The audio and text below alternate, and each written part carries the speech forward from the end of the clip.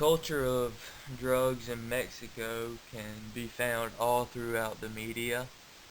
Um, it can be found in music, films, folk tales, even promoted by the clothing that some of the citizens wear.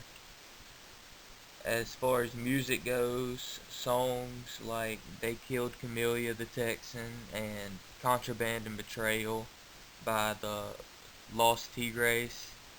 And the Los Tigres are a band that have the popularity of what the Beatles had in America back in the day. Those songs describe the lifestyle of the cartels. As far as films go, they pretty much tell the same story over and over again. A family who falls upon bad times and they start selling drugs to make a living. And the films are pretty low budget and they often star the cartel members or the girlfriends of the cartel leaders, and it kind of makes them seem famous. Uh, the media describes cartel life as luxurious, with fancy boots, belts, gem encrusted shirts, iPhones. So young viewers are attracted to this and they want to join the cartel and they want to have that life. Some have even joined as young as age 14. Uh, Technically, narco culture is illegal in Mexico, but it's just so popular that the government doesn't know how to stop it, and I mean, they can't just shut down all of the media outlets in the country.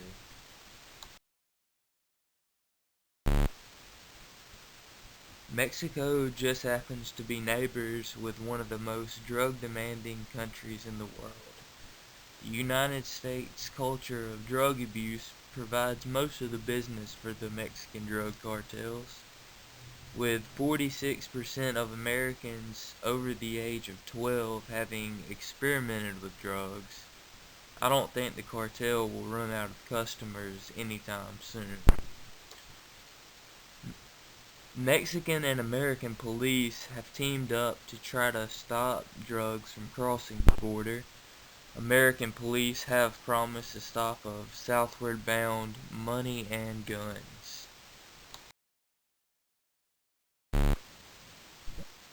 In my sociology class, we talked about the culture of poverty. This is where those who grew up and got used to poverty tend to keep doing what they're doing and stay in poverty. Mexico is a very underdeveloped country with very little job opportunity for its citizens. Many families cannot get by on the small household earnings.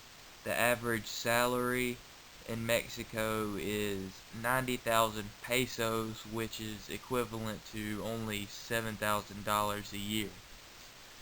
Um, there aren't very many educational opportunities in Mexico so people cannot better themselves or better work. So many of the citizens end up turning to selling drugs in order to make money to get by.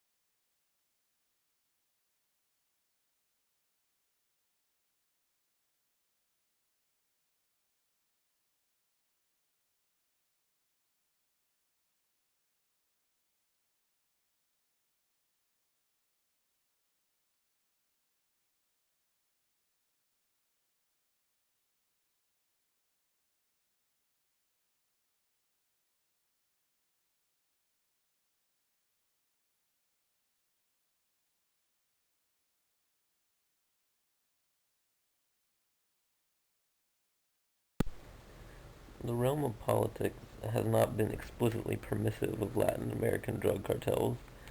Actually, there are a number of laws that should help to hinder the illegal drug trade quite a bit.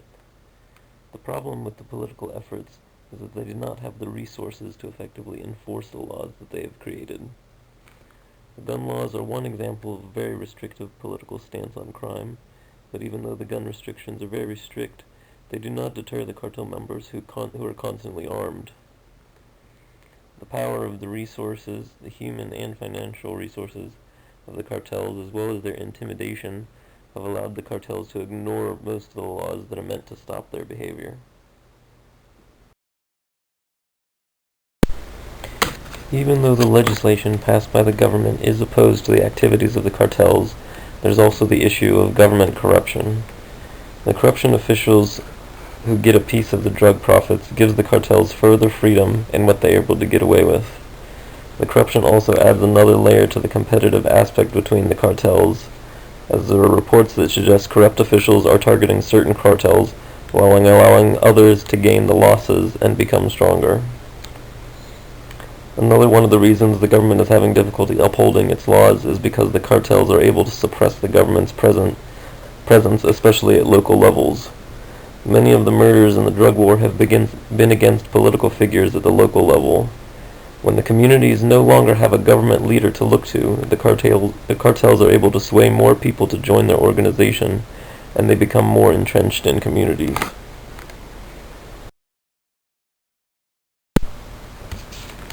The violence and brutality associated with the drug trade in Latin America is not exclusive to the drug cartels. In the efforts to fight the cartels, some of the actions taken by the government and police forces have also negatively affected human rights. There are cases of torture, illegal arrests, rape, and fabrication of evidence committed by officials carrying out government intentions to fight the cartels.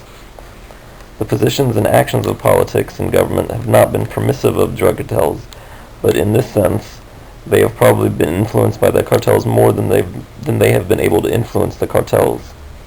The ugly and gruesome aspects of the drug war are being seen on both sides of the fight, and there really doesn't seem to be any end in sight with the current course.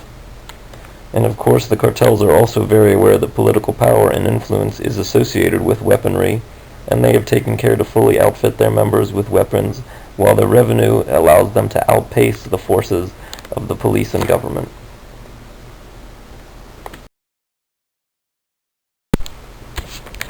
A major linchpin in the entire scenario does rest in the power of the government and political system. There are many who support the legalization of the drugs that the cartels are supplying. This law would take the power away from the cartels and end the violent activity associated with the drug trade. Politics would have a true impact against the drug cartels by eliminating the need for a black market associated with drugs. The political actions thus far have only led to more violence and have not been able to decrease the activities and the amount of drugs that are constantly being trafficked across the border.